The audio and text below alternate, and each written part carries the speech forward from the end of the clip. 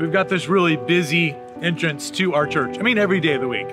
There's a circle drive on both main entrances to our church, the way it's laid out. On one main entrance, there's kind of a steeple, and we've got a cross, like lots of churches at the top. And this kind of busy intersection of our church, this other side, we got a circle drive, and there's this old wooden cross. I see it coming and going throughout the year, coming from the admin building over to the worship center, and you pass by crosses. Maybe you see them, maybe you wear them.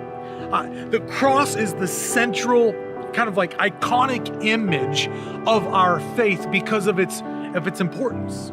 I mean, the cross is everything. It was the culmination of kind of really all of the work that God did to bring us back to Him. And so John records for us like the important things that happen at the cross. I mean, there are these sayings that Jesus really, there's so much business that He takes care of really at the cross. There's really kind of a list of sayings. Maybe you know some of them. Maybe you know all of them as I kind of share them with you here. One of the first things He says is to the people who are literally like killing Him on the cross, He says, Father, forgive them. Like they don't know what they're doing. I mean, these are the guys who are keeping the crowd back, and I mean, they're just performing an execution. It's really kind of another day on the job from their perspective. They're trained to do this. And Jesus is thinking about them in the moment. He's like, Father, forgive them. They don't understand this moment yet. They will in time.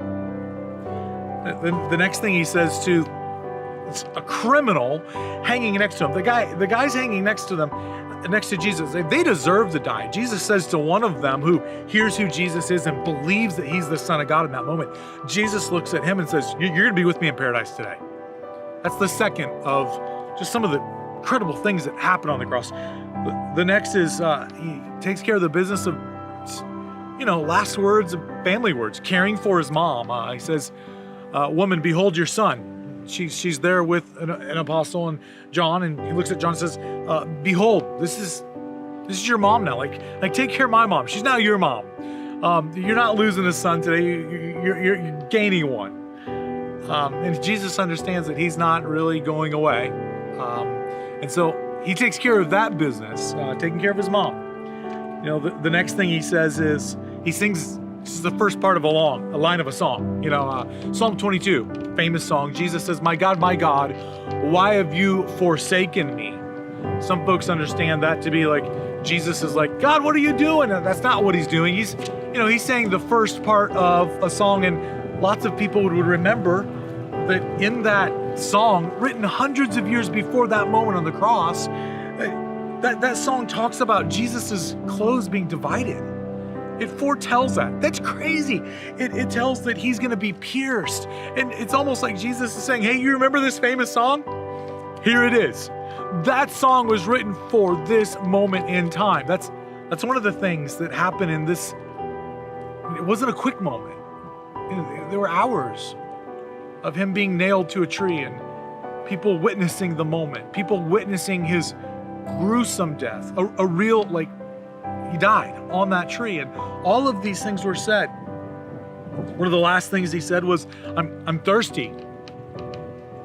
And they gave Jesus a nasty drink. They didn't bring Him like fresh, cool water, like a vinegar cleansing water. It was really almost like a mean thing.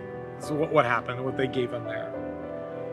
What comes after that is what Charles Spurgeon says. Charles Spurgeon says, when Jesus says, it is finished, he says it's an ocean of meaning in one drop of language. I mean, all of humanity's experiences before the cross and all that will ever come after the cross hang on really one Greek word, tetelestai, which has to be translated into a few English words for us to get just a portion of the gravity of what he's saying. The work is done. I mean, so much is wrapped up in those words.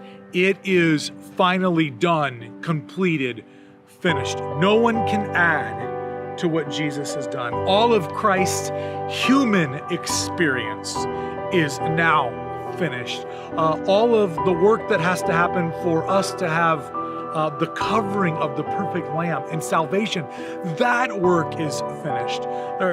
There are all of these things wrapped up into the idea of Christ saying, it's done. His obedience to the Father is now finished. The very thing that you and I are counting on and need so much, which is His grace and blood covering, is finished. At the cross, the blood of Christ runs perfectly in both directions on a timeline.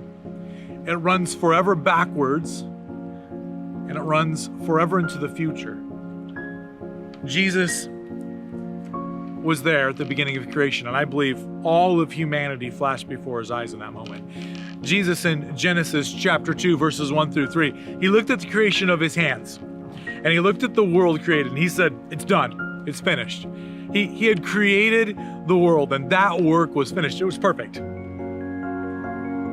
And for the next thousands and thousands of years, humanity would drift away from Him because of sin. And it was at this moment on the cross that Jesus would say these words, salvation